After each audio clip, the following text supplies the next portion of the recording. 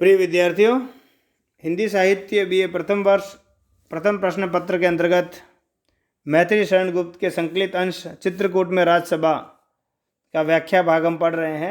आज हम प्रारंभ करेंगे पद संख्या 13 से। जिन विद्यार्थियों ने पिछले वीडियोस नहीं देखे हैं वे अवश्य देख लें और इस चैनल को सब्सक्राइब भी कर लें। तो हम प्रारंभ करते हैं पद संख्या 13 से। तुम रीझ रीझ कर प्यार जनाती मुझको, हंस आप रूठती आप मनाती मुझको, वे दिन बीते तुम जीर्ण दुख की मारी, मैं बड़ा हुआ अब और साथ ही भारी, अब उठा सकोगी तुम तीन में कोई, तुम हल्के कब थे हंसी कैकई रोई, माँ अब भी तुमसे राम विनय चाहेगा, अपने ऊपर क्या आप अद्री ढाएगा, अब तो आज्ञा की अम्ब तुम्हारी बारी, प्रस्तुत हूँ मैं भी धर्म धनुर्धि धारी। ये आपका पद है। शब्दार्थ हम देख लेते हैं, बहुत ही सरल है। जीर्ण का मतलब होता है पुराना, बुढ़ापा, जो वृद्धावस्था होती है।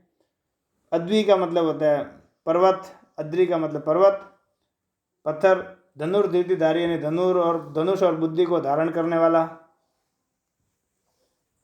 अब हम देख लेते हैं इसका प्रसंग। साकेत के अष्टम सर्ग से संकलित, ये आपको लिखना है, चित्रकूट की राजसभा की इन पंक्तियों में कैकेयी के अपराध बोध एवं अत्यधिक विनीत भाव से राम स्वयं दुखी होने लगते हैं और कैकेयी से विनम्रता की बजाय आदेश देने का अनुरोध करते हैं, जिससे माता पुत्र की मर्यादा बनी रह सके। ये इसका प्रसंग है, आप ये इसको लिख सकते हैं। और व्याख्या देख लेते हैं कि राम माता कैकेयी को अपनी गरिमा एवं महानता के अनुकूल विनम्र निवेदन कर रहे हैं कि हे माता, बचपन में तुम मुझे इतना प्यार करती थी कि कभी मुझ पर रीझती थी अर्थात प्रसन्न होती थी, कभी झुंझलाती थी, कभी हंसकर आप ही रूठ जाती तथा कभी स्वयं ही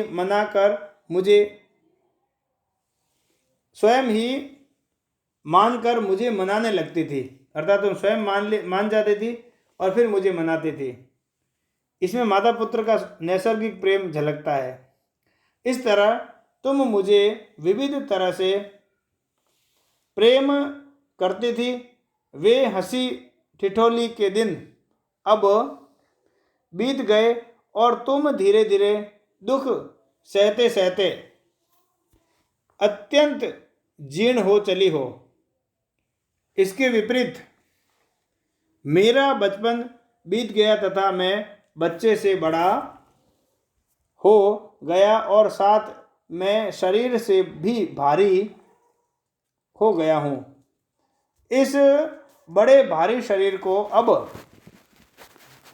तीनों माताओं में से तुम एक भी नहीं उठा सकती, जैसा कि बचपन में उठा लेती थी। राम ने जैसे ही अपने को भारी कहा, कैकेयी बीच में बोल उठी कि हे राम, तुम हल्के कब थे। यहाँ पर हल्के शब्द का भावात्मक या ये कह सकते हैं कि दूसरा अर्थ हमको लेना पड़ेगा, यानी तुम हमेशा महान थे, तुम कब महान न थे। यहाँ हल्का होने का मतलब होता है कि तुम कब महानता से दूर थे, तुम हमेशा महान थे, तुम कभी भी हल्के नहीं थे। इसका भावपूर्ण अर्थ हमें लेना पड़ेगा। यानी बचपन से ही तुम भारी रहे हो, अर्थात तुम्हें विभिन्न गुणों का समावेश हमेशा से था रहा, तुम गुणों की खान हो। तुम्हारा व्यक्तित्व गुरु गंभीर रहा है। यह कहकर कैकेयी थोड़ी सी और फिर भावुक हो गई, थोड़ी और भावुक होकर रोने लगी। कैकेयी की पुनः विनम्रता सुनकर राम कहने लगे कि हे माता, अब तुमसे विनय नहीं सुन सकता। अब मेरी इच्छा है कि तुम विनय के स्थान पर मुझे आज्ञा प्रदान करो, क्योंकि विनय की वाणी सुनना अब मेरे स्वयं द्वारा स्वयं पर पर्वत का भार ढाने वाला है। अर्थात मैं अपनी तुम्हारी विनय सुनूंगा तो मुझे ऐसा लगेगा जैसे मेरे ऊपर पर्वत का बोझ आ गया है। राम स्पष्ट शब्दों में अपने गंभीर महान व्यक्तित्व के अनुसार बचपन से अभ्यासी होने के कारण विनय नहीं आदेश मांगते हैं। अंत में कहते हैं कि हे माता, तुम बहुत विनय कर चुकी, पश्चाताप कर चुकी, अब तो तुम्हारे आदेश देने का समय है। अगर तुम आदेश दो तो मैं धर्म, धनुष और बुद्धि को धारण करने वाला राम उसका पालन करने के लिए हर क्षण तत्पर हूं, प्रस्तुत हूं। अब इसका विशेष देख लेते हैं। धर्म, धनु और बुद्धि के प्रतीक राम की महानता, गरिमा, विशालता तथा विनम्रता सहज प्रकट हुई है।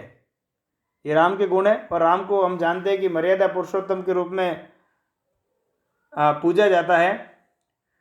पूरे पद में स्मृति तथा प्रश्न अलंकार एवं अंतिम पंक्ति में अनुप्रास अलंकार की शोभा भाव गांधीर्य को बढ़ाती है।